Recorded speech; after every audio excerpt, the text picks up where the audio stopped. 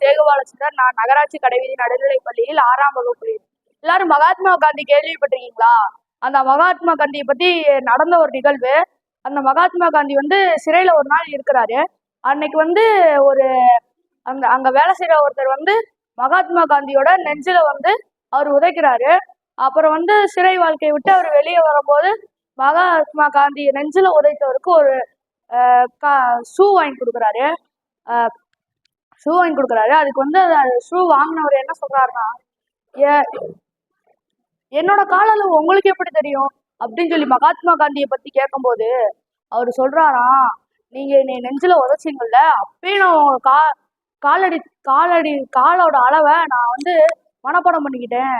இதுல இருந்து நம்ம இதோட திருக்குறள் என்னன்னா, இன்னா செய்யாரே ஒருத்தல் அவர் நாட நன்னயம் செய்துவிடல். பொருள், நமக்கு துன்பம் செய்தவரை நாடும்படி அவருக்கு ஒரு நன்மை செய்து விட வேண்டும். அதுவே அவரை தண்டிக்கும் ஒரு வழியாகும். நன்றி.